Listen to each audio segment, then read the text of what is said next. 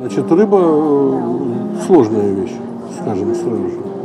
Значит, если кто-то вам говорит, что у него заключен контракт с рыбой там, в течение уже 10 лет, вам этот контракт кто-то выполняет, можете смело плюнуть в левый глаз человека. Это невозможно.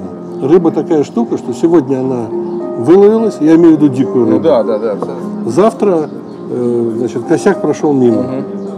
Рыба штука непредсказуемая. Но есть особые времена в реке Оби, Енисеи, Лени, когда, значит, в любом случае рыба идет там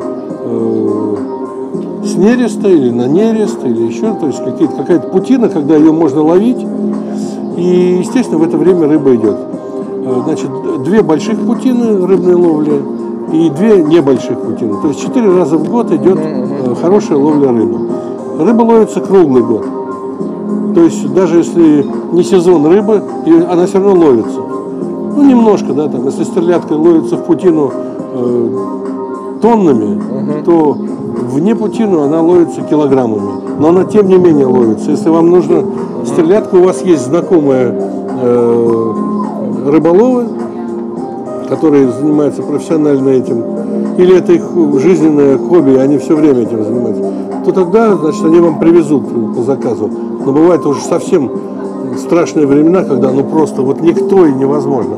Для этой цели у нас всегда есть в хорошей сохранности, на перебивку, так сказать, рыба. Как мы ее храним? Храним мы ее старинным астетским образом. Мы ее сильно охлаждаем.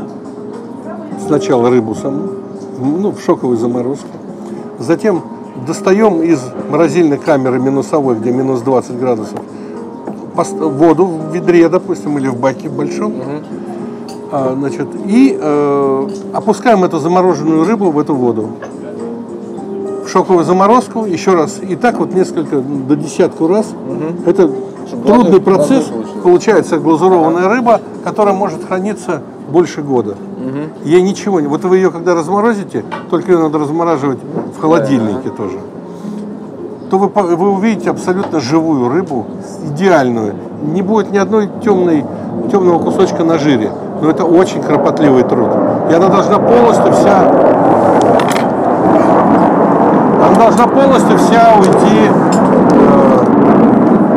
быть закрыта с головой, естественно. Так, что мы имеем сейчас на столе? Начнем с рыбного.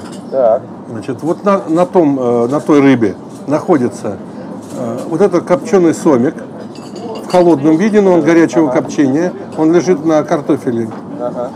Дальше идут канапе со щучьей икрой, ну, бутербродики со щучьей икрой, а вот это профитроли с икрой речных рыб внутри. И в соусе в таком сливочном, сырном. Здесь вот это вот покрупнее, это муксун малой соли, это нельма малой соли, свежайшие просто. Вот прямо как вы их различаете? Ну, я просто знаю. Да, они различаются, да. Ладно.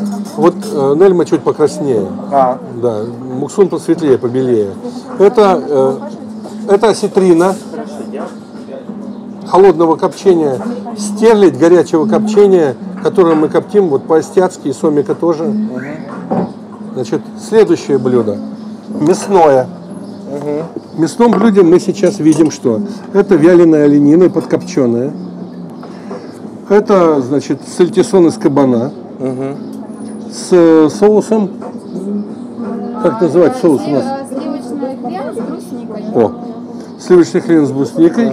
А это такой паштет, или как он называется? Деревенский паштет из оленины С фисташками и луковым мармеладом. Так, а это, значит... это эскимо из тетерева, паштет. А глазурь из чего? А глазурь из брусники и портвейна. Очень такой получается хороший симбиоз. Так, ставьте. Это сила крапивы 2017. Сила крапивы. Это Значит, новосибирский ответ силы Сибири. Сила крапивы 2017.